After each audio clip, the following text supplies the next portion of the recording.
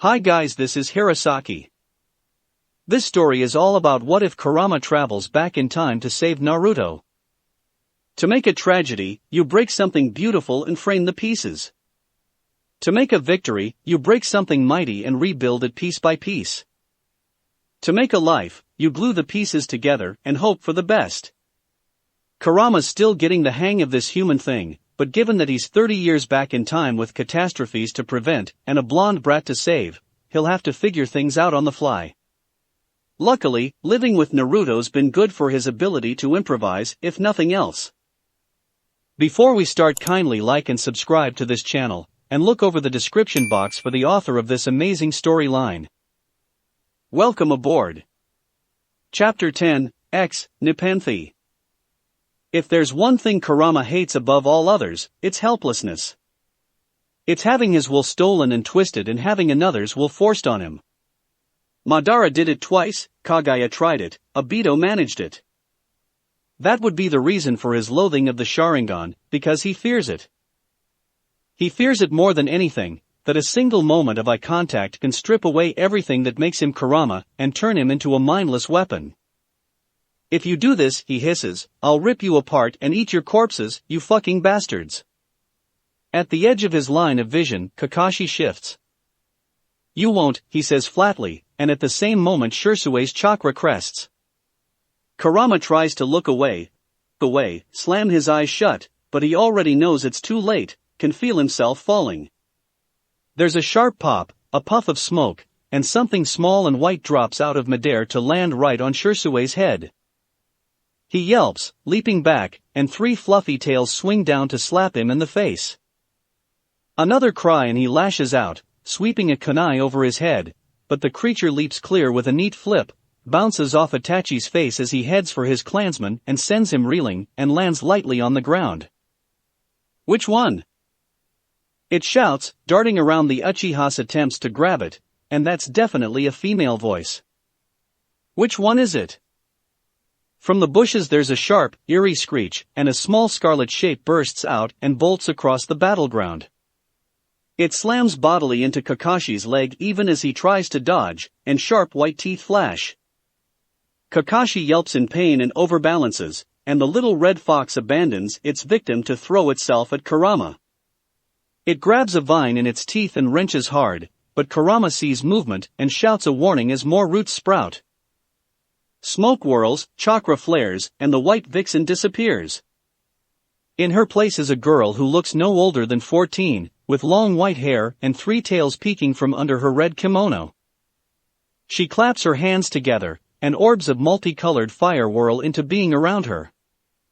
A flick of her fingers sends them spinning out, aiming for the Konoha shinobi, and in the confusion that follows she leaps forward, alighting next to Kurama and the red fox. Kyubi-sama? She asks, already ripping at the roots binding him. What on earth did you do to get yourself trapped in that body? Long story, Kurama says gruffly, but relief leaves him shaky and almost breathless as he helps to free himself.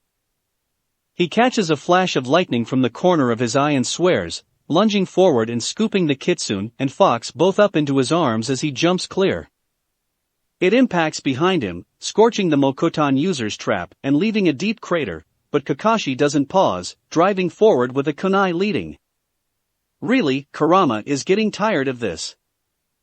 He snarls, boosting the fox up onto his shoulders and tucking the vixen under his arm like a sack of rice as he strikes, and this time he doesn't hold back. The shockwave tears across the earth, flattening trees and cracking rock, forcing Kakashi to tumble away. In his place Tenzo tries to lunge forward, but the vixen makes a sound of triumph and brings her hands together again. There's another pop, and a leaf goes tumbling off her head as she shifts again, flowing out of Kurama's grip like smoke. This time it's back to a fox, but large, much larger than the tiny form she appeared with. As big as a pony, she plants her feet, opens her mouth, and spits a bolt of lightning right at the jounin. There's no time to see the result.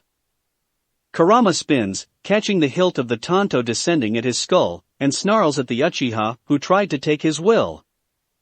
He slams a foot towards the boy's gut, but the blow doesn't land. There's a faint shimmer, a flicker of speed that's almost too much for even Kurama to follow, and he has to knock the red fox clear, then throw himself forward and down into a roll to avoid the blade aimed at his back. He twists back to his feet just in time for a kick to knock his legs out from under him again, and he snarls. As Itachi strikes out at him, Sharingan bright with power, Kurama summons fire in a wave, and forces the boy to dodge it. Staggering upright, Kurama locks eyes with Kakashi, who's approaching at a run. He bares his teeth, brings his claws up, and ignores the red fox when it claws its way back up to his shoulders and curls defensively around his neck. Why? Kurama demands. Why all of this? Naruto doesn't even know you. You've never been there for him before. Kakashi's poker face is too good to tell if the barb landed, but he slows, circling Kurama warily. That's not what this is about, he says. Naruto belongs in Konoha. You have no right to take him away. I have every right. Kurama snarls. You bastard, I know who trained you. Naruto might as well be family to you, but he doesn't so much as know your name.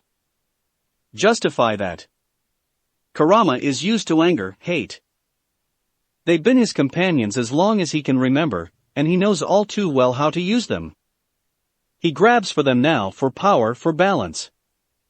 Positive and negative chakra spin at his fingertips, condensing down into 5 marble-sized balls of purple-black light, and Kurama lets them go. They whirl out, and Kakashi's eyes widen. He shouts a warning, throwing himself back towards the river, but Kurama can't see if he makes it. When the Baija-dama impact, it shakes the very earth, and fills the battleground with choking smoke. Okay up there? Kurama asks, putting a hand up to touch his passenger, and the small fox yips quietly. A moment later the smoke parts, and a shining white shape slips through. The vixen bounds over to them, then drops into a crouch. Get on, Kyubi-sama, she orders. I cast a few illusions, but it won't distract them for long. Kurama doesn't hesitate to vault onto her back, twisting his fingers into her long ruff as she leaps forward, long legs eating up the ground as she races into the forest.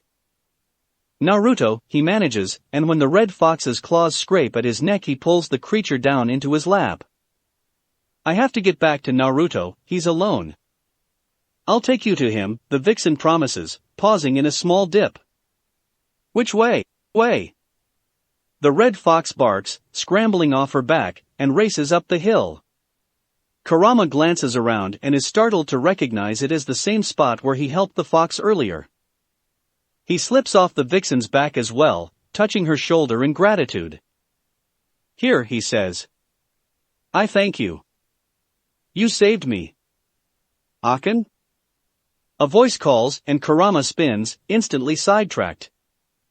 Naruto. He shouts back, and a small body bursts out of the bushes and slams into him. Kurama lets out a breath of pure relief and wraps his arms around the boy, clutching him close. Naruto. You're okay? Fine, Naruto says, and looks up. His eyes catch on the white vixen and go wide with wonder. Aken, what is that? Oi, don't you mean who? The vixen protests, and the red fox bolts back under her paws with a yipping laugh. Kurama laughs as well, too shaky and glad to do much else. Thank you, he tells her again, lifting Naruto into his arms. I don't know how to repay you. Then he crouches down, holding out a hand to the red fox, and adds with a smile, and thank you as well. That was very, very clever and tricky of you.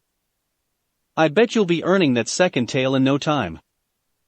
The fox gives a rumbling purr and twists under his hand like a cat, then licks his fingers and slips away, vanishing back into the undergrowth.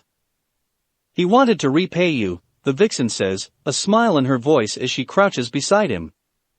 And when he told me the greatest of our kind was nearby, I had to see for myself. Not what you expected, huh?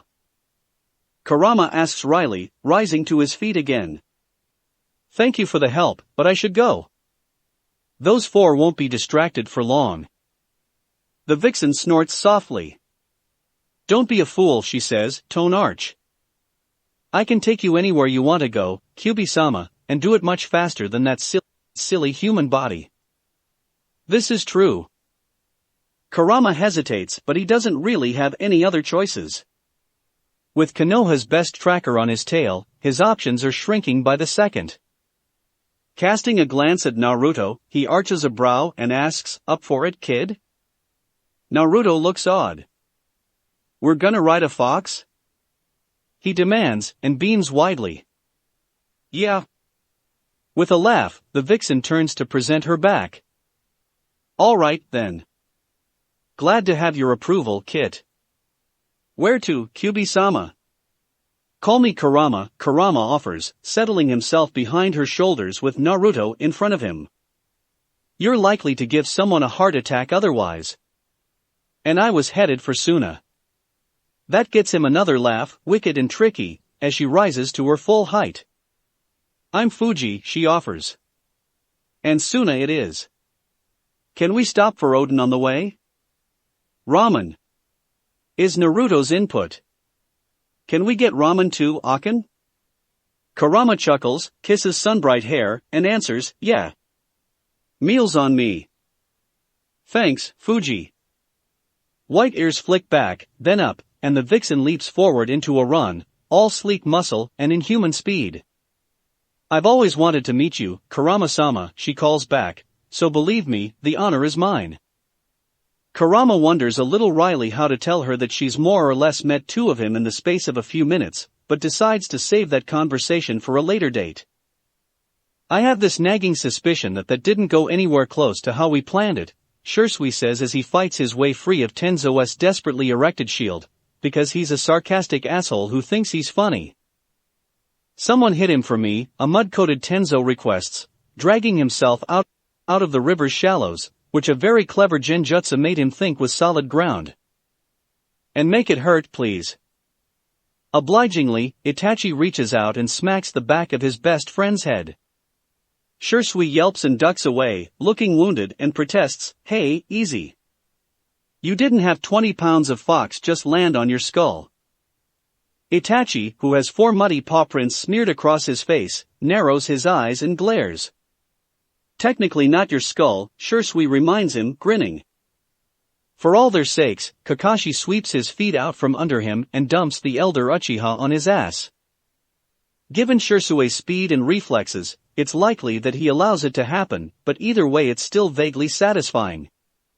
Turning his attention away, Kakashi looks over his dirty, slightly battered team and resists the urge to sigh. The riverbank around them is a complete disaster, more a collection of craters than anything, and the dust and smoke in the air is only just now clearing. "All right?" he asks Tenzo, who took the brunt of the attack while shielding the rest of them. Tenzo nods agreeably, in the process of wringing out his flak jacket. "Marvelous. Thank you for asking, senpai." Something that may or may not be a small fish flops out of a pocket and falls to the ground, and he gives Kakashi a pointed smile and chucks it back into the river. Really? Kakashi is surrounded by comedians. To be honest though, he isn't feeling all that enthusiastic himself. Given that his one-on-one fight against Kurama ended with the Uzumaki taking a Raikiri to the chest, he'd expected a 4-on-1 fight to go a little more smoothly, or at least not disastrously. Tenzo, Shursui, and Itachi are all ANBU, after all, and the 4 of them are fairly well versed in working as a team. They should have been able to overwhelm Kurama easily, but Naruto doesn't even know you. You've never been there for him before. It is maybe just slightly possible that Kurama's words affected him rather more than he would care to admit. The problem, Kakashi thinks, is Kurama's certainty. He is so utterly convinced that Naruto is better off with him, and Kakashi has been on Naruto's guard enough to know just what the boy's life is like. There's always the possibility that, if Kurama really is telling the truth about who he is, Naruto really is better off elsewhere. It doesn't matter, Kakashi tells himself.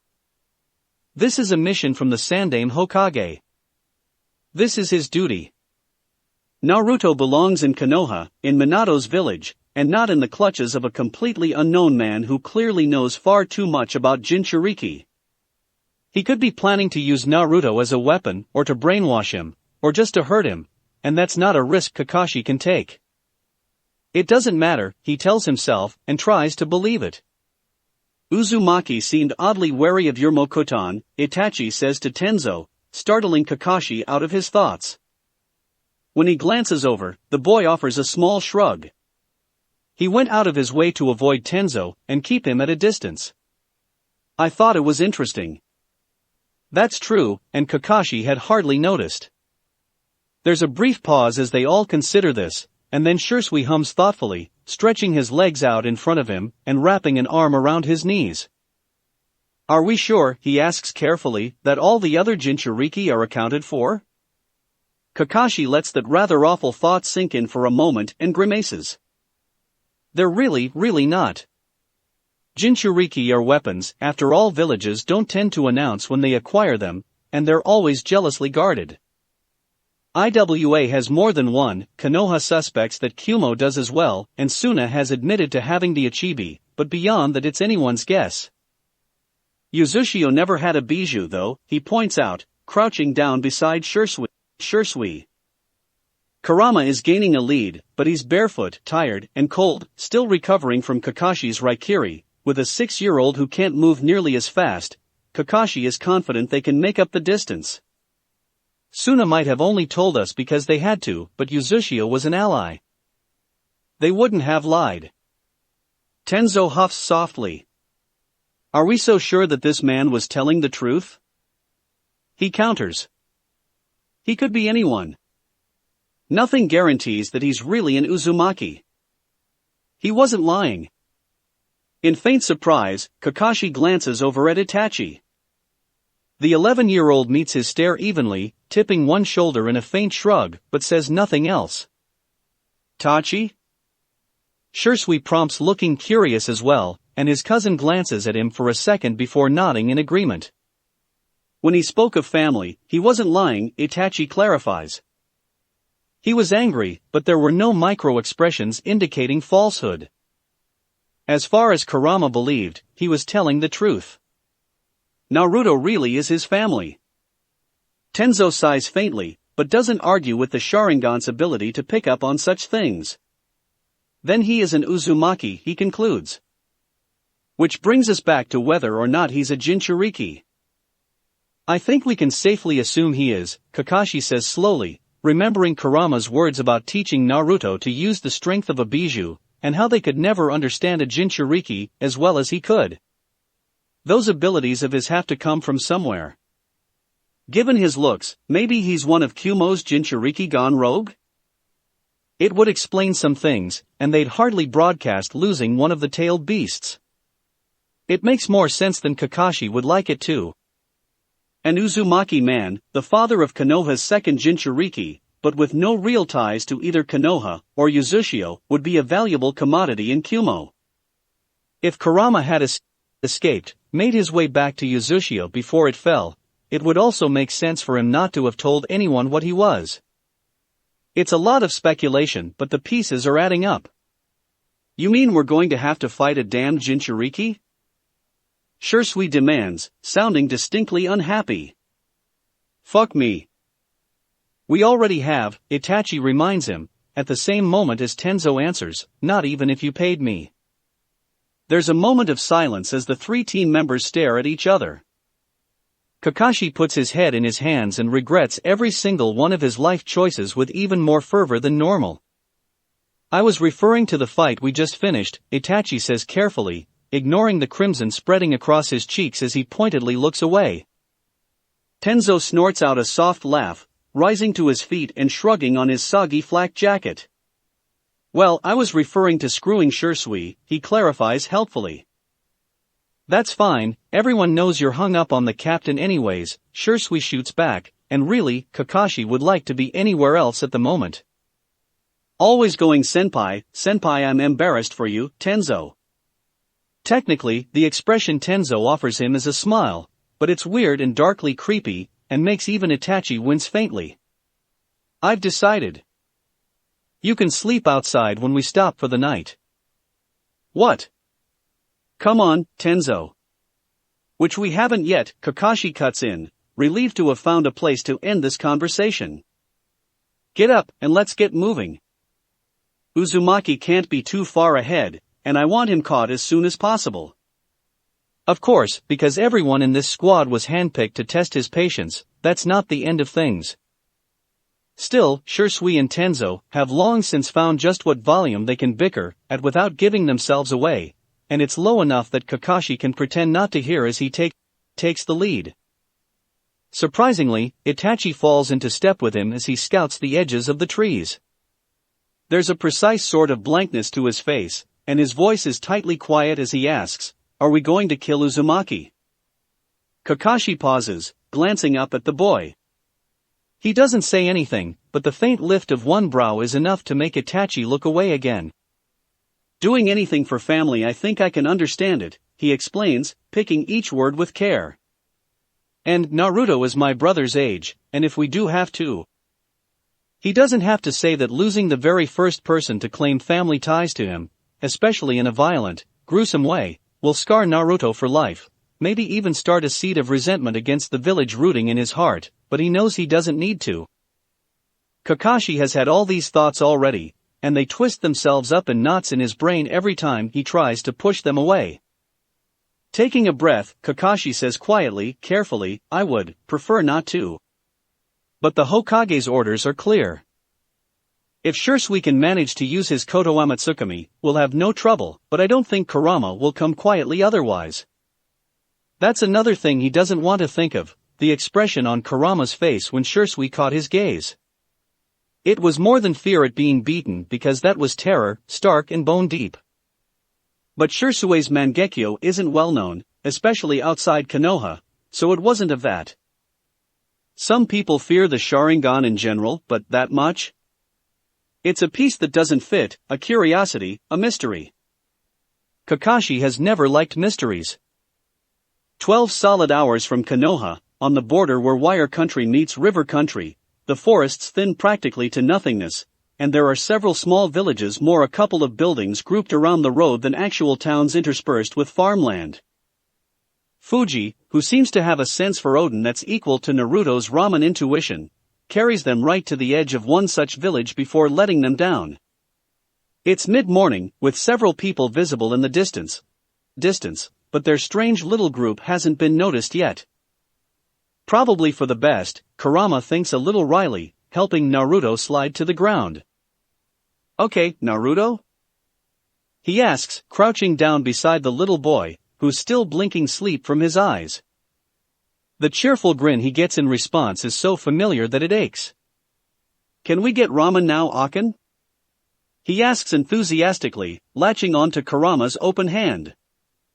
Kurama can't help but chuckle, giving the small hand a gentle squeeze. "Sure, Kit," he answers, and maybe he never would have called his Naruto that he always defaulted to brat, because that's what Naruto forever was, but here and now it fits. This Naruto is like a fox Kit, wide eyes and bright smiles with a trickster's grin hidden beneath, small and cute, but with a predilection for mischief. Just seeing him lets the hurt in Kurama's chest scab over, quiets the roiling grief that he's been fighting for days now. "I never get real ramen for breakfast." Naruto cheers enthusiastically, dragging at Kurama's arm to urge him towards the village. Let's go, let's go." Fuji laughs, bounding after them. She snatches a stray leaf off the ground, tosses it up, and lets it fall to land right on top of her head. As it does, there's a puff of smoke, and a moment later she latches onto Kurama's free hand in her white-haired little girl form. "Oden." She agrees with equal enthusiasm. "This is one of the best noodle stalls I've ever been to. It's so good." With a snort, Kurama bids the remaining Rio he has farewell. Not like he'll ever find something better to spend it on than making Naruto happy though. Yeah, he huffs, trying to sound grumpy even though he's smiling. "I could use a meal too. No more than 10 bowls apiece though, got it? I'm not made of money here." Naruto's eyes get very, very wide. "Really?" he demands, staring up at Kurama. Kurama, as though he had just handed Naruto the Hokage's hat, no strings attached. I can have 10? Hokage GG only ever lets me get 2. I'm not your Hokage GG, Kurama reminds him. If you want ramen, we'll get you ramen. Besides, it'll make up for not having dinner last night, right? Eat all you want. Naruto beams.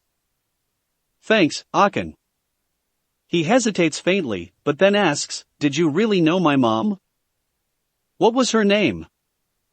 The reminder that Naruto knows absolutely nothing about his past, doesn't know his father or mother or anything about his clan, is enough to make Kurama set his jaw and force him to shove down a fiery lash of pure anger. Yeah, he says when he finally manages to get his temper under control. I knew her, probably better than anyone else. Her name was Kushina, and she loved ramen just as much as you do. And really, damn the Hokage. Damn Kakashi, Uchiha Mikoto, Nara Shikaku, everyone and anyone who ever knew Minato or Kushina, whoever counted them as a friend. If they had a single decent bone in their bodies, they'd have done something to make Naruto's life less of the hell it has been for the past 6 years. The boy is silent as Fuji pulls them both into the noodle stand and gives the cook their orders: ramen for Naruto, Kitsune Oden for herself and Kurama, and he's looking down, so Kurama can't read his expression. He tries not to worry as he boosts the boy up to sit on a stool, but he can't help it. There's nothing in the world he wants less than to make Naruto sad. But when Naruto finally looks up, he's smiling. Just a little, small and grateful, but it warms Kurama's chest. She did? Just as much. Just as much, Kurama returns, and can't resist ruffling the kid's hair again. You've got your mom's temperament to go along with her chakra. She was a lot like you, or even wanted to be Hokage.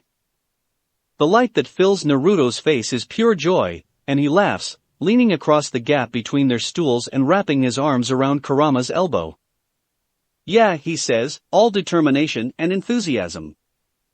I'm gonna fulfill my mom's dream too. I'm gonna be Hokage for both of us. Kurama debates telling him that his father actually managed to gain the hat, but decides not to just yet. Honestly, Kurama never liked Minato all that much, probably because the bastard was the one to seal him just when he'd gotten free, but likely also because he had to listen to a smitten teenage girl rambling about Minato's amazing everything for years on end, and Naruto is more like Kushina anyway. She's the better one to focus on. I'm sure she'd be incredibly proud, he tells Naruto, giving the cook an absent wave of thanks as their bowls are set in front of them. She always wanted a strong son, and I know she loved you more than anything. Naruto contemplates this as he empties his bowl, and Kurama leaves him to it, picking apart his aburage before he eats it. The food settles his empty stomach, and Kurama hadn't realized quite how hungry he was until he finds himself staring at uncovered porcelain. He orders more for all of them, since Fuji is almost done with her Oden as well, and is just about to ask Naruto whether he likes his when the boy suddenly says, I always thought my parents must have been really bad people, because everybody hates me and calls me a monster all the time. It takes effort not to let his claws dig gouges into the counter. Kurama takes a slow, careful breath, all too aware of the cook's attention on them as he works, and answers sharply, never believe them, Naruto. Everyone in Konoha is a fucking moron if they can't see just how amazing you are. I will never regret taking you away from them, even if they kill me for it. You deserve to be happy, Kit, and I know someday you'll prove all of them wrong. I've never met anyone less like a monster. Naruto's face screws up like he's about to cry, and he rubs furiously at his eyes. They weren't bad guys? He asks, almost desperately. No, Kurama answers to hesitation, reaching out to pull the boy into his lap. Your mom was a jounin who laughed all the time and liked to play pranks. They called her one of the most beautiful kunoichi in the village, and she could make chains of golden chakra to fight with. Your dad was a jounin too, and a genius, even if your mom always beat him with a sword. They both loved Konoha, and gave their lives, so that you had a chance at surviving. They loved you, Naruto, and so do I. Naruto leans into the hug desperately, arms tight around Kurama's neck, and Kurama presses his cheek against Naruto's hair, pretending he can't hear the choking sobs against his shoulder. Last time, when Naruto learned about his parents, he'd already made a place and a name for himself. He knew he wasn't a monster, knew just why the villagers had always hated him. But right now, he has none of that certainty, none of the assurance that he's more than the whispers. Only his own determination, and for all that Naruto's will has always been incredible, he's a 6-year-old without a single friend. If Kurama can ease that sorrow, of course he's going to. You really do, Akin? Naruto asks thickly. You love me? Kurama smiles and kisses the top of his head. More than anything, he confirms. And nothing will ever change that, I promise. With a smile that all but banishes the tears on his cheeks, Naruto sniffles, and gives Kurama one last hug before he slides back to his stool. I love you too, Akin, he says firmly. Can you tell me more about my mom and dad? On the road, Kurama agrees readily. Eat your ramen, Naruto. We've got a way to go before we reach Suna. Besides, Fuji looks hungry. If you're not careful, she might steal it for herself. Definitely, Fuji chimes in from Kurama's other side, slurping up the last of her noodles. Ramen's not as good as Oden, but I like it anyway. Naruto gapes at her, looking almost horrified. Ramen's the best. He protests. Oden's okay, but ramen. But Kitsune Oden has aburage, Fuji counters, just as horrified. Nothing's better than aburage. Kurama laughs, drops a hand on each of their heads, and lightly shoves them back towards their meals. Shut up, brats, he says, and can't quite hide the fond humor in his tone. Just shut up and eat. Fuji pulls one lower eyelid down and sticks her tongue out at him, and Naruto cries, You're a mean, grumpy old man, Akin. But they're both grinning too, and Kurama can't help but count it as a win. Chapter 11, Specious. So, what's in Suna? Fuji asks, leaping across a narrow creek and landing lightly enough that she doesn't even jar her passengers. You seem pretty desperate to get there, Kurama-sama. Hokage Gigi says it's another ninja village, Naruto chimes in helpfully. Are we gonna be ninjas there? Kurama rolls his eyes at the two of them, but keeps his gaze on the horizon, where the rolling yellow dunes of Wind Country are slowly coming into focus. Already the grass beneath them, the last sign of River Country's lushness, is patchy and dry, and the air is warmer. It's a relief from the chill of northern Fire Country, but Kurama's a little wary of it regardless.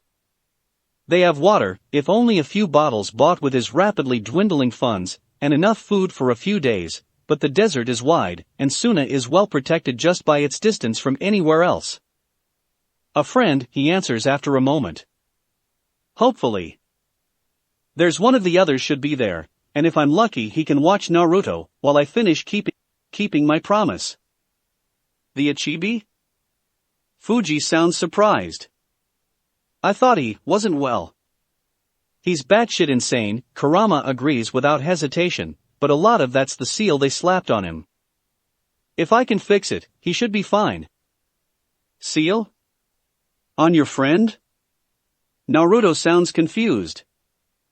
Is it punishment because he did something bad? Kurama pauses, debating, but he's not going to lie to Naruto. He might not tell him the full truth, but he won't keep everything to himself. Can we stop for a second, Fuji? He asks quietly. This might take some explanation. Of course, Kurama-sama.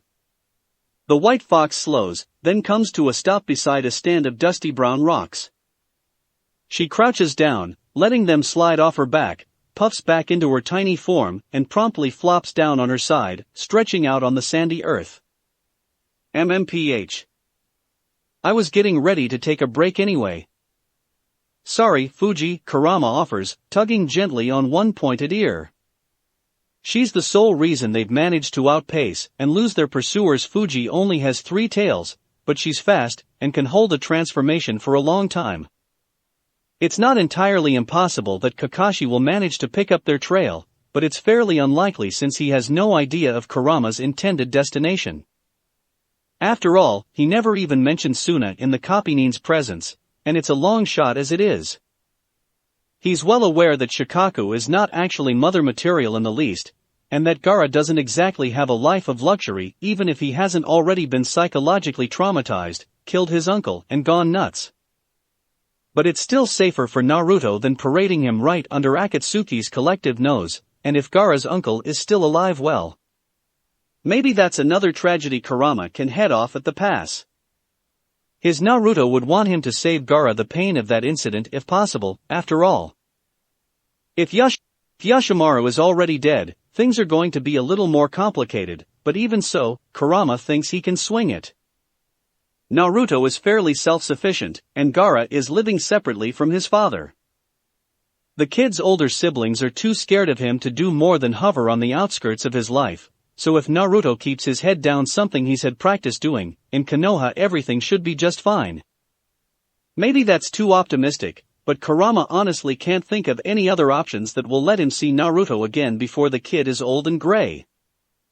Bringing him back to Konoha is definitely out of the question, and no innocent child should ever be exposed to Killer Bee except as a world-is-ending we're all screwed sort of last resort.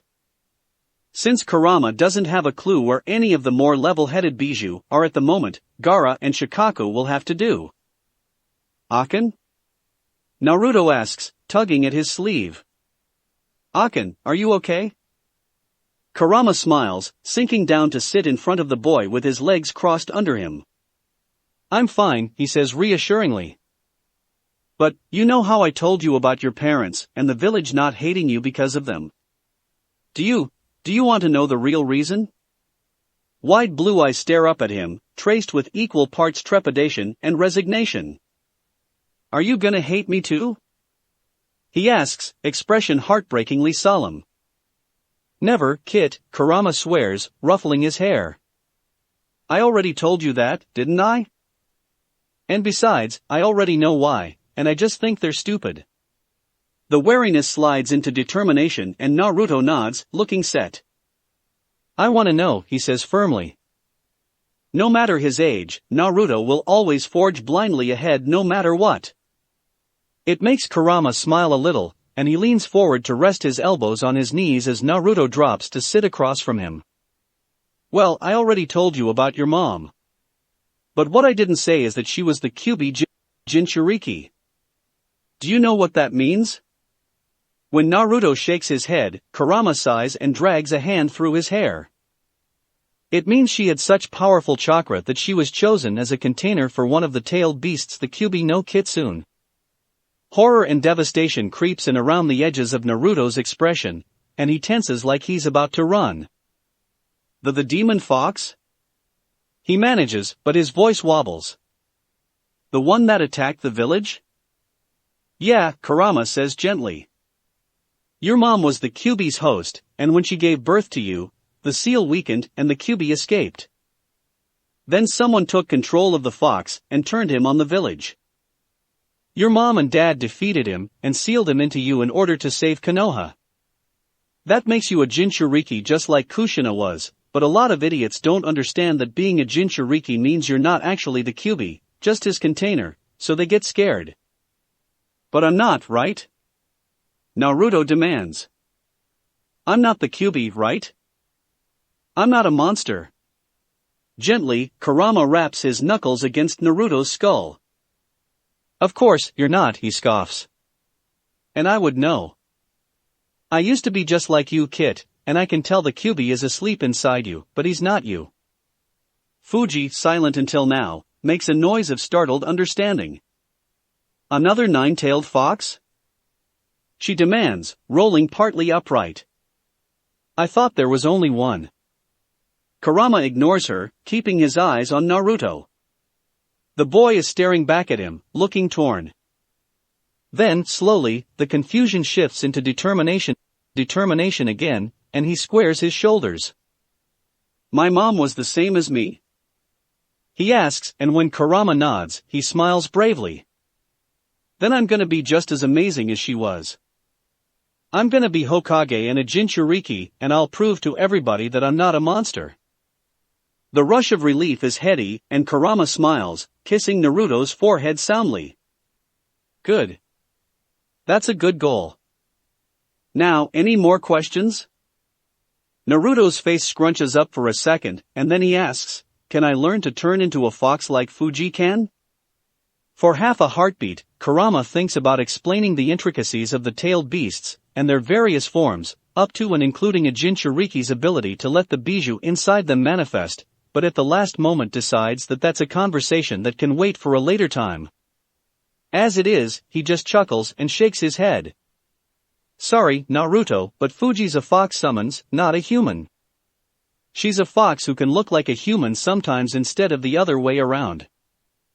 Yeah, Fuji chimes in cheerfully, apparently over her surprise.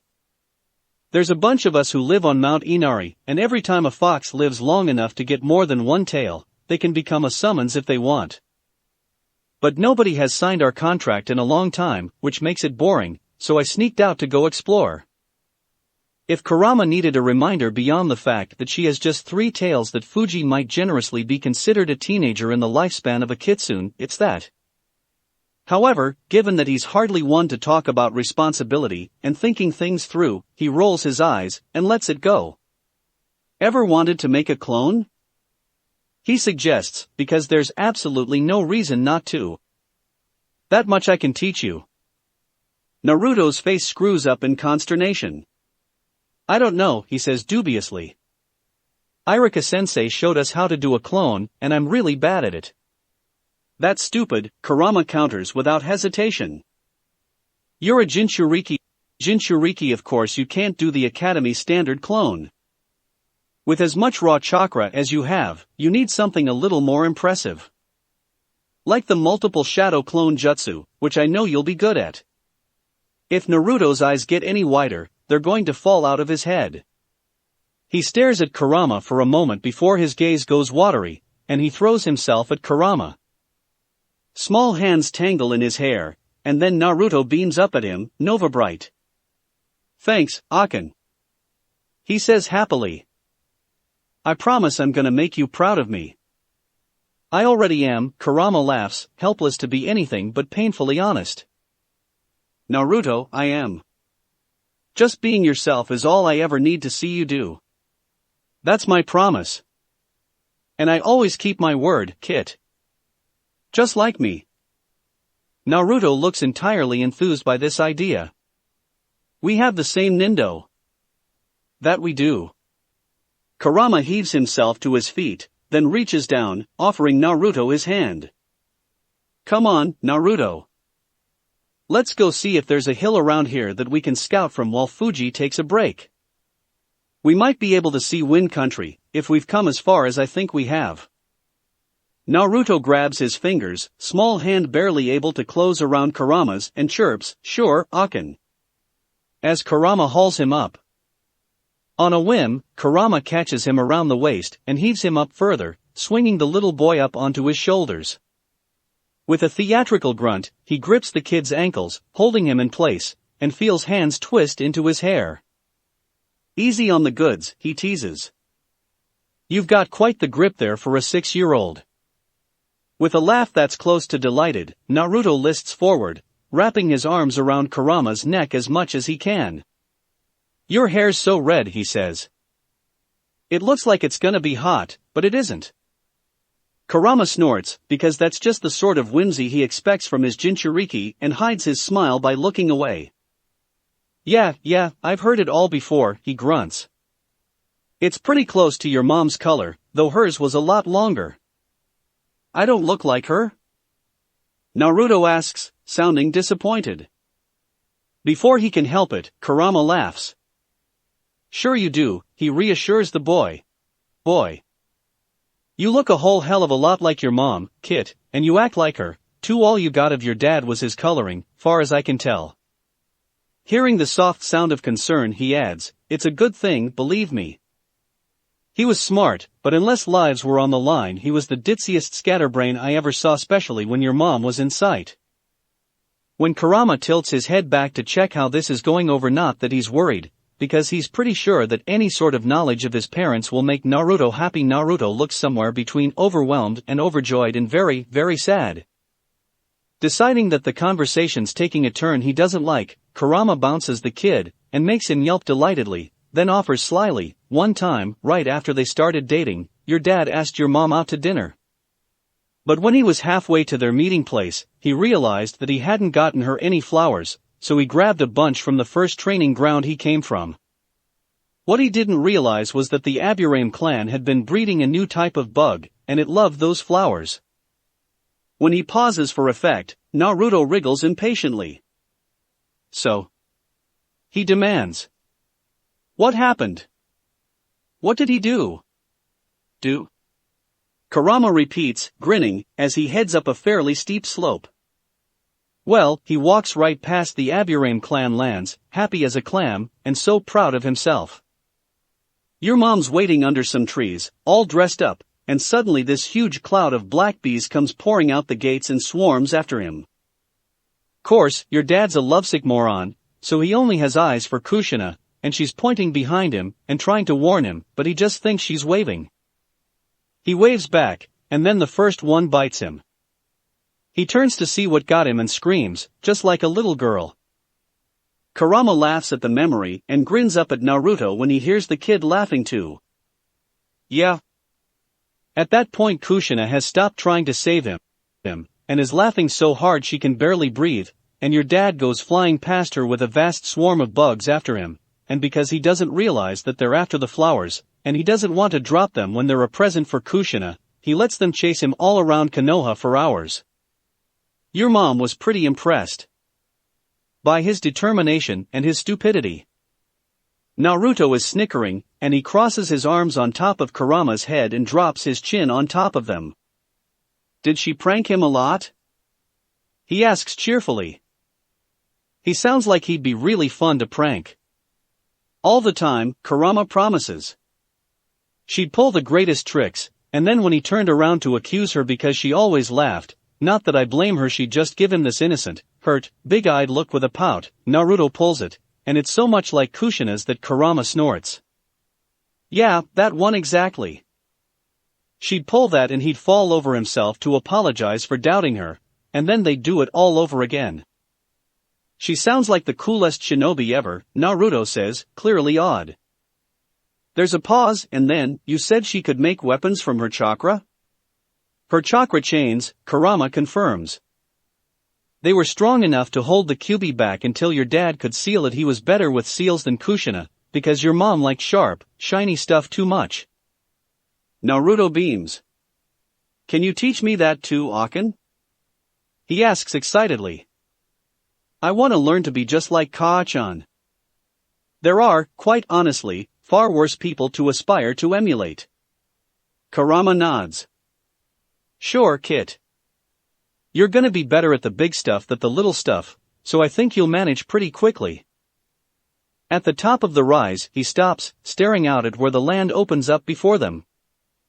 Just a short distance ahead, sand peeks through the scrubby grass, getting more prolific with every meter. On the horizon the dunes start, long and sloping, only interrupted by the sharp jut of rock formations protruding from the earth like shattered bones. There, he murmurs. That's wind country.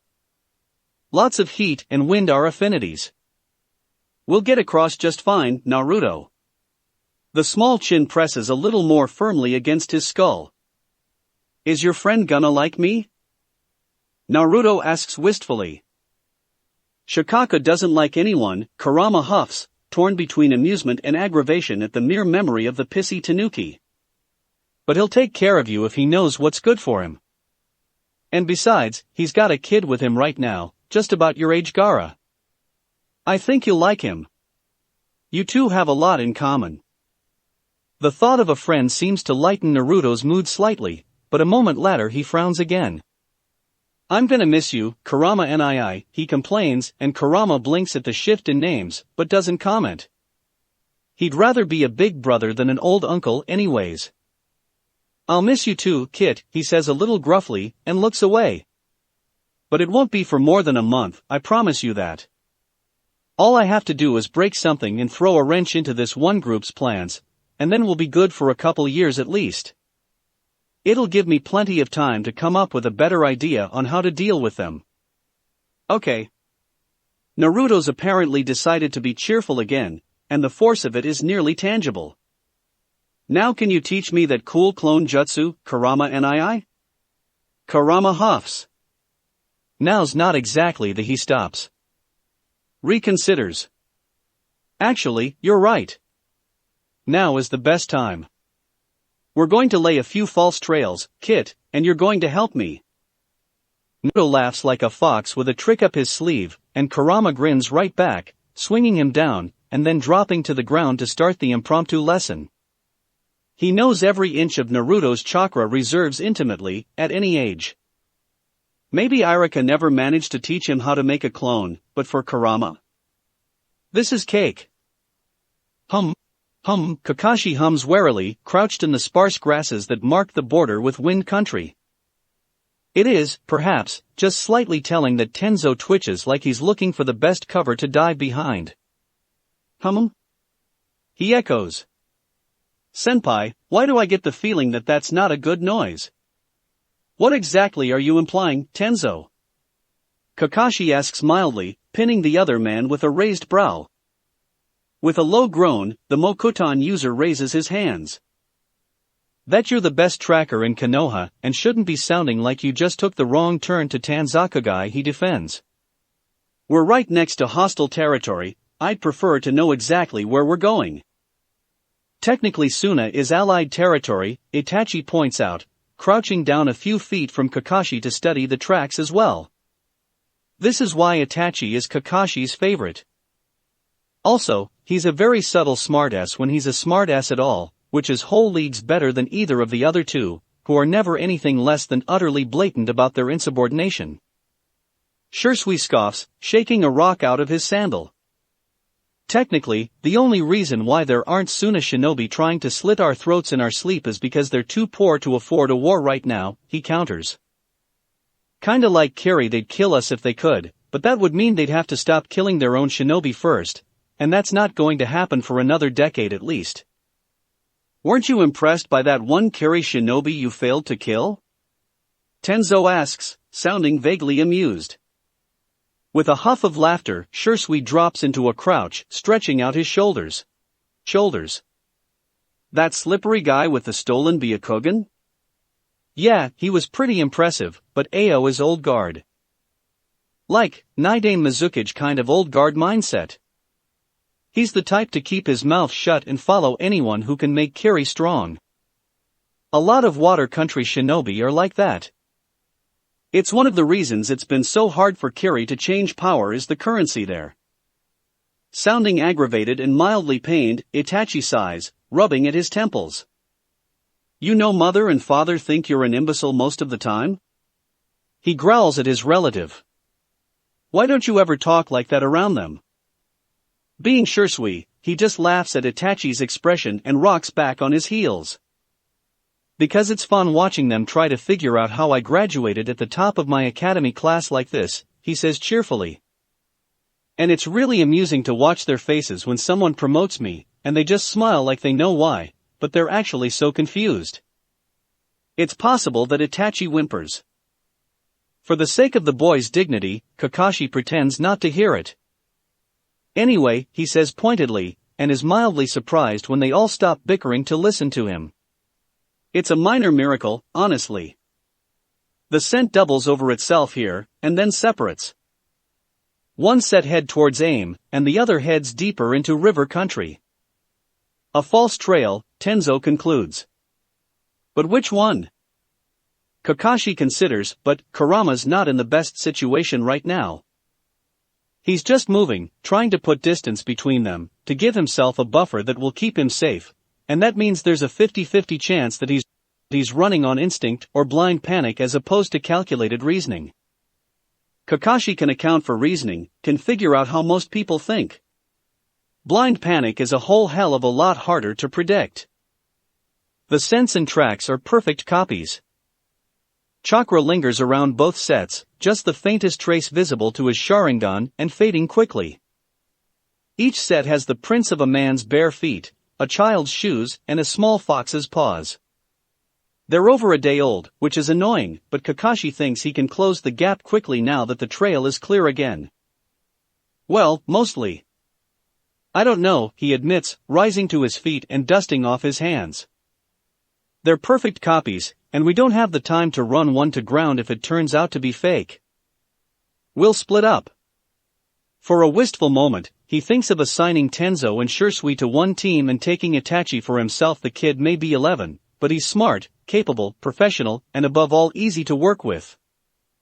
However, having Tenzo and Shisui in close proximity for extended periods of time is just asking for one of them to end up buried in a shallow grave somewhere, so he dismisses that thought with a resigned sigh and says, "Shisui, you're with me. We'll head north. Itachi, Tenzo, take the southbound tracks. I'll send one of my Nin-ken with you so you don't go off course.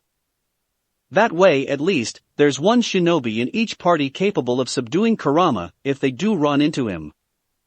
After all, Kurama was wary of Tenzo's Mokotan, and nearly had a heart attack at the sight of Shisui's Mangekyo.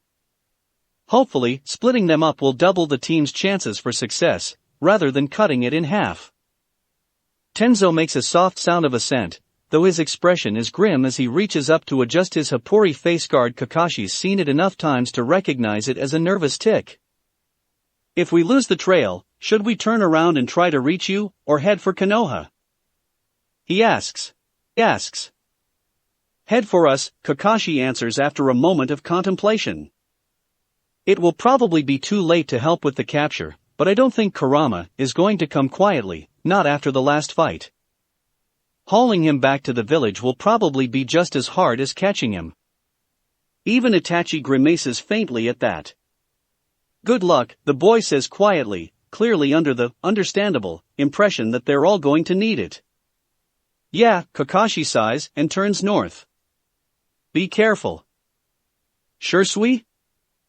Shisui gives his cousin a quick, one-armed hug, nods to Tenzo, and flickers over to Kakashi's side. "Ready when you are, Captain," he offers, all brazen cheer and knife-sharp resolve hidden behind dark eyes. Kakashi just sighs. This is going to be a long trip. They don't see it, but once all sense of their chakra has faded, another set of tracks shimmers out of nothingness. One set of fox's paws, large and weighted down, heading towards the setting Sunday. Chapter 12, Vicissitude. Despite being probably the weakest of the 5 great shinobi villages, Sunagakure makes a damn impressive sight, that's for sure. Whoa. Naruto sounds awestruck too. Kurama and why'd they build their village like that? Kurama's not entirely certain when he became the resident history professor, but since there's no one else to answer except Fuji, who treats villages as being convenient concentrations of Odin but otherwise just cute little human peculiarities, he sighs and answers, because it's a good defense, Kit. The cliffs can keep out an invading army, and they've got terraces on the outside, so that soon a shinobi can stand there and attack without being in too much danger. See that narrow crack in the cliff? That's the only way for most people to get in, so the Suna shinobi know exactly who's in their village all the time. Like Konoha's walls and gates. But you can get around the gates really easily, Naruto points out, seemingly confused by this lapse of logic, and of course he would know that it's 6 and a bit of change. Kurama was mostly asleep for Naruto's adventures outside the walls, but he remembers enough. Yeah, he agrees, amused. And we're gonna do the same here. If that bastard and his freak squad manage to track us here, I don't want them finding you just by asking at the gate. Freak squad? Who are they? Naruto leans back to look up at him, blue eyes curious. Are those the shinobi Hokage Gigi sent after you? From the forest? Fuji huffs, shaking out her tails, and then leaps nimbly down the side of the sand dune, towards the start of the rocky ground edging Suna's cliffs. Don't worry about it, Naruto-chan, she says cheerfully. My illusions will cover our tracks for a while, and Kurama-sama is too fast and smart for anyone to catch. She seems to be forgetting just how it is they met, but Kurama isn't about to remind her. That bit of humiliation will molder unrecalled until the end of time, if he has any say in it. Right, he agrees instead.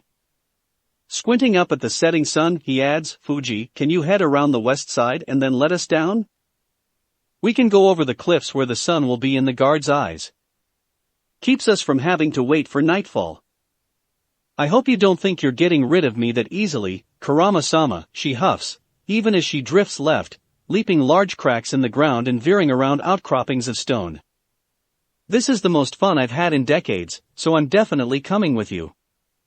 Yay! Naruto cheers, leaning forward to bury his face in her white fur. Can you be my Fujine? I don't see why not, the vixen says loftily, though Kurama can read both pleasure and embarrassment in the twitch of her tails and the flick of her ears. If you really have the Kyuubi inside of you, that makes us almost kin anyway. All foxes look up to the Kyuubi, after all having 9 tails makes you practically a god.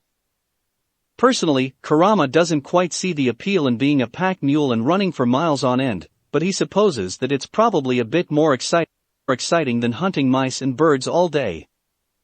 You'll have to stay small, he warns her, though he reaches out to give her shoulder a gentle stroke in thanks. And nearby, if possible. If things go south, I want to be able to leave in a hurry. I'm sure whatever you plan to do will turn out perfectly, Kurama-sama, Fuji says stubbornly. And even if it doesn't, I'll help however I can. Me too. Naruto chimes in. He lets go of Fuji to make the seal for the shadow clones and grins like a conquering hero. I can be an army. This is not exactly what Kurama intended, teaching him that, but it's Naruto. The matter was bound to come up eventually, and Kurama already knows exactly how much good it will do to argue with him, namely, none at all. Let's save that for a last resort, huh? He counters, painfully amused, and wraps an arm around the little boy's waist to keep him from overbalancing. Fuji, here's good. The vixen skids to a stop and crouches to let them slide off. As soon as their feet are steady, she shakes herself, then lets go of her transformation. A much more normal-sized fox bounces out of the smoke, and Kurama leans down so she can leap up onto his shoulders. She curls around his neck, peeking out from under the fringe of his hair, and yips cheerfully, ready to go, Kurama-sama. Kurama chuckles, then scoops Naruto up and slings the boy over his back. Arms and legs around me if you can, Kit, he orders. We're going to have to go fast for a bit. There are 6 terraces leading up, each one a good 2 meters wide. The setting sun is behind him, eye-searing red and gold spreading out across the horizon, and Kurama can't sense any overt hostility from the path up.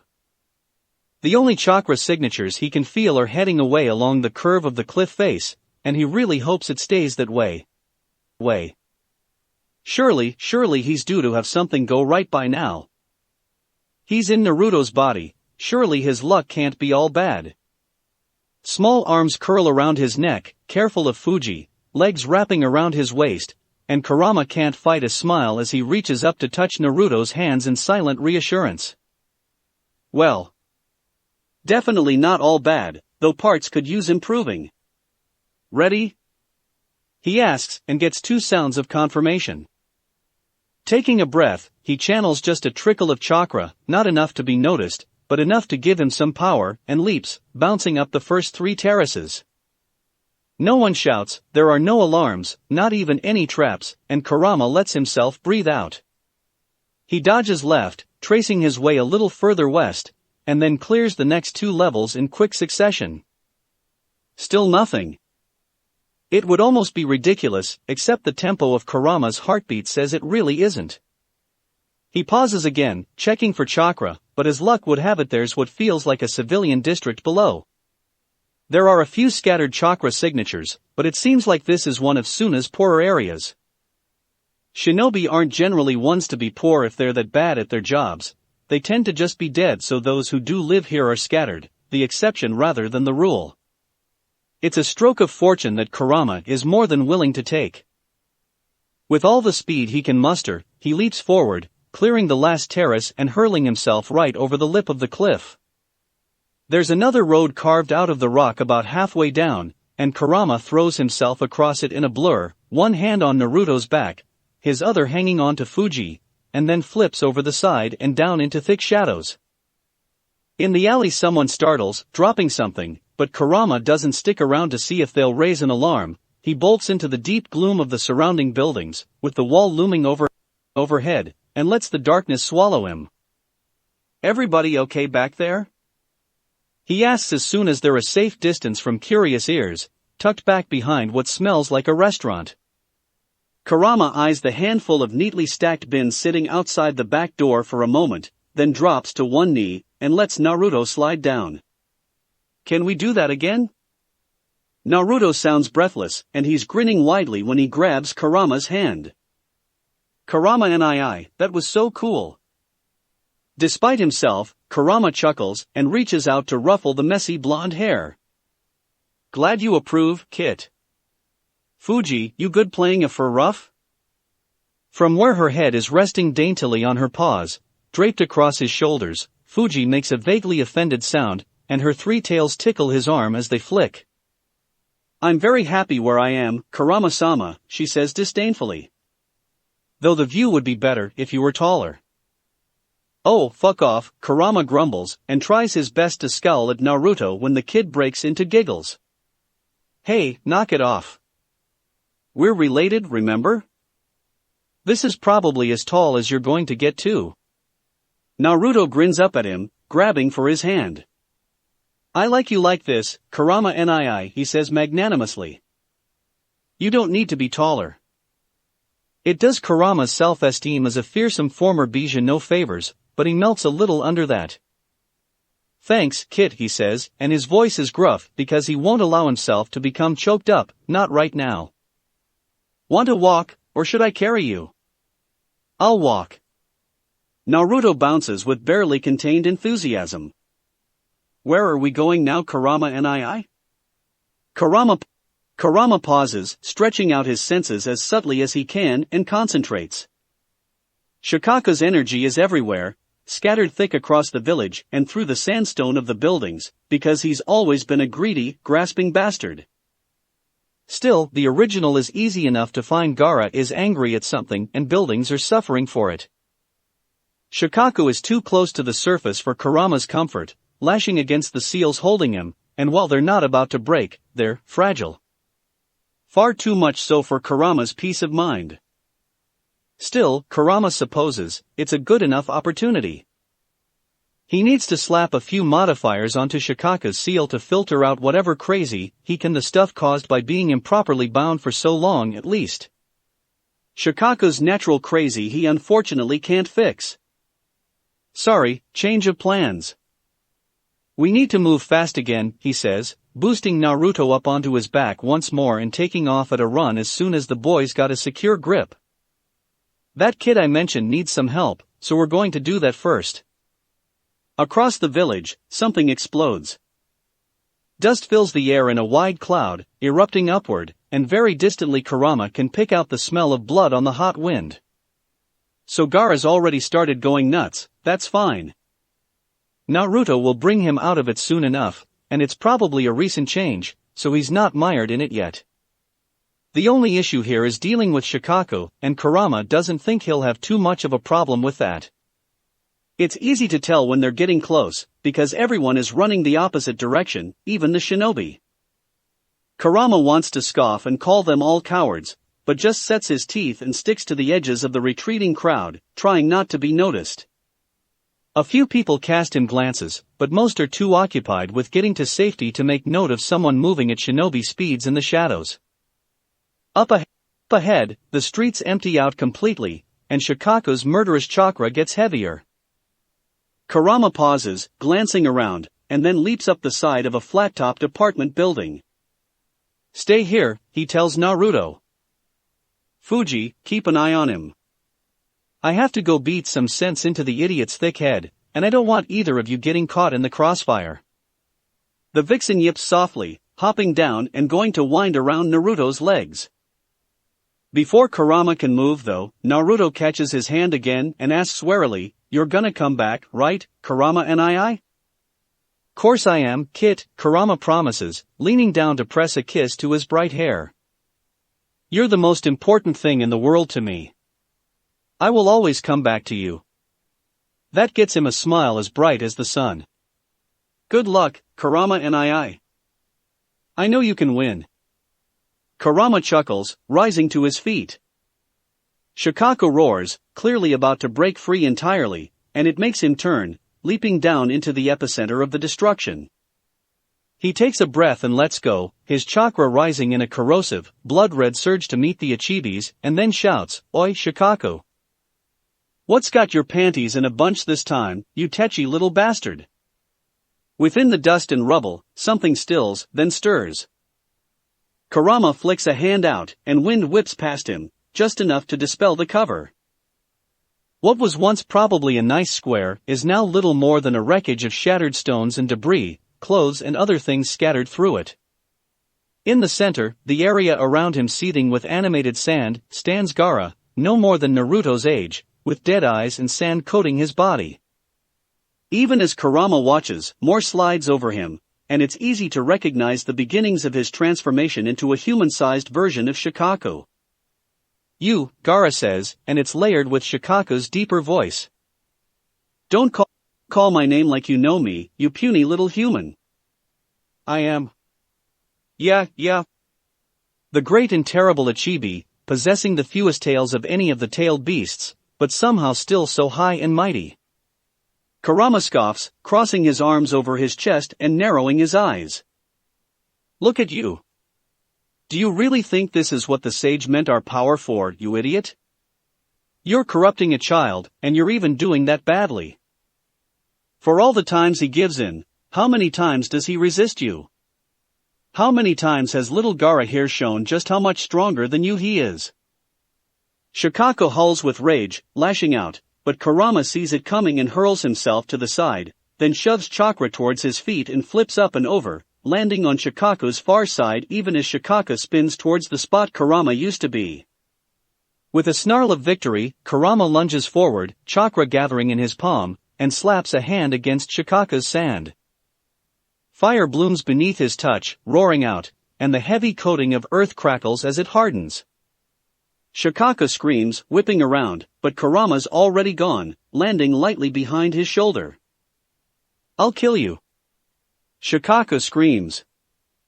Your blood will soak my sand, because no one can surpass my Arg. Another wave of fire falls away, and Kurama smirks. He drops into a crouch, flexing his clawed hands against the sandy earth, and taunts, how about a test, then, little brother? My speed and fire against your sand and automatic defense. The winner gets that little boy you're torturing. Sound fair? Seeing that the Tanuki is about to start screaming again, he adds with all the casualness he can manage, oh wait, never mind. You always were too scared to bet against me, Shikako. I guess a few centuries hasn't changed anything, huh? There's a long moment of silence, and then Shikako hisses like a tea kettle releasing steam. Kurama, he growls. I heard the humans locked you away as well. You managed to consume that little creature's soul entirely and take their body? I'm impressed. The memory of his Naruto falling, empty-eyed and devoid of life, hits Kurama so hard and suddenly that for a moment he can't even breathe. His entire chest seizes as pain lances through him, and he snarls automatically. His chakra redoubles, lashing furiously against Shikako's, and Kurama throws himself forward. Edged with power, his long nails score deep into hardened sand, and he blurs away before Shikako can even turn to catch him. Another hit, scoring deep into one of the Tanuki's arms, another to the back of his head, another. The perfect balance of chakra, caught in the palm of his hand and spinning like a hurricane. Negative and positive, dark and light, caught up together in a violet-edged snarl of power and intent, but weaker than ever before, not nearly enough to kill. It was a gift. Kurama screams above Shikako's roar of frustration. A sacrifice, for me. I can't help you understand right now, you self-obsessed bastard, but someday, I will make you. He doesn't let the Baijidama go, but leaps forward, aiming straight for Shikaka's chest. It won't hurt Gaara, not at half power like this, but an impact like a detonation, and it's like being caught in the heart of a sandstorm. Sand explodes outward, stinging and biting, and Kurama throws up an arm to shield his face. There's a ripple of chakra as the pressure vanishes entirely, Shikaka retreating with a last wounded roar as a small form becomes visible through the cloud. Red hair glows in the light of sunset as Gaara wavers, and Kurama automatically steps forward to catch him. The small, fragile body tumbles into his arms, and Kurama lifts him, murmuring mindlessly soothing nonsense as he tucks the kid's head under his chin. Chakra pulls in his free hand, and he presses it to the back of Gaara's neck, etching the seal into his skin as gently as he's able. Gaara makes a soft sound of surprise and faint pain, and Kurama strokes his hair, whispering, sorry, is that better? Can you hear him any more? There's a long, careful pause, and then Gaara looks up. Wide aquamarine eyes stare at him for a second, and then Gaara breathes, "Mother." "He ain't your mother, kid," Kurama says dryly. "It's a good thing, believe me." He reaches up, touching the kanji that's only just started to scar over on Gaara's forehead, and adds, "Your real mother loved you. She poured all of her love into your sand right before she died. Why do you think your automatic defense is so strong?" Gaara's breath catches, and he drops his eyes. "You shouldn't. Don't touch me," he says, trying for anger, but it wobbles as it comes out. I'll kill." "You won't." Kurama hesitates, then ruffles his hair. "Besides, I can handle Shikaku, kid. Leave my stupid little brother to me. You've got more important things to worry about. Like friends." "I have no friends," Gaara says, and that at least comes out sharp, with an edge of fury that means the pain still hasn't healed. "No one loves me, and I don't want them to. I'll live only for myself." "Mother understands." "Not your mother," Kurama repeats, rolling his eyes. Damn Tanuki, always making things harder than they have to be. When the 6-year-old starts to jerk in his arms, sand hissing threateningly around them, he just shifts the boy to his hip, then leaps up to the top of a collapsed wall, and from there jumps back to the rooftop where he left Naruto. "Kurama and I." Naruto shouts the instant they touch down. He rushes forward, throwing himself at Kurama as the redhead crouches down, and accidentally catches Gaara in the enthusiastic hug as well. "Kurama and I, that was amazing. You've gotta be the best shinobi ever. Can you teach me to be as awesome as you? Can you? Please?" "No one's as awesome as me, Kit," Kurama laughs, setting Gaara down and raising a brow when he skitters backwards, away from Naruto's bright grin. "But I think you might manage to get close someday. With a lot of training and a bit of luck." He waves a hand between the two boys. "Naruto, Gaara. Gaara, Naruto. You're both Jinchuriki." Naruto's entire expression lights up, and he reaches forward to catch Gaara's hand. Gaara flinches, the scattered sand around their feet whirling closer, but Naruto just beams. "Let's be friends," he proposes. "I've never had a friend besides Hokage Gigi before, but I've always wanted one." For a long minute, Gaara looks like he can't decide whether to kill them all, turn and run, or throw himself at Naruto and not let go. He stares at the blonde for a moment, then shifts his gaze to Kurama, who gives him a small, crooked smile. "You'll be fine, Gaara," he says softly. I tweak the seal holding Shikako back. "It'll take a lot more than just you getting angry or scared for him to escape now, so you don't have to worry about hurting anyone. Blue-green eyes go very wide, and Gaara looks down at where Naruto is still clutching his hand. I always wanted a friend too," he admits, just barely above a whisper. "You'll be my friend?" "Yeah." Naruto agrees, all but vibrating with excitement.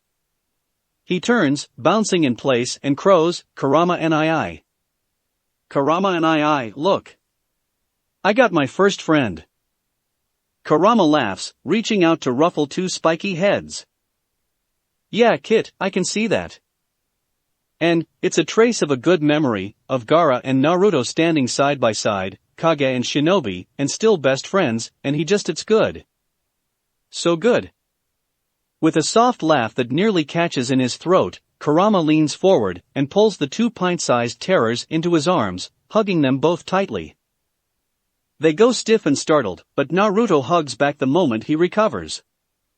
Gaara is a little slower, but carefully, tentatively, his arms curl around Kurama's shoulder and hang on. Why were you so angry, Gaara? Naruto asks curiously, pulling back, and Gaara tenses again.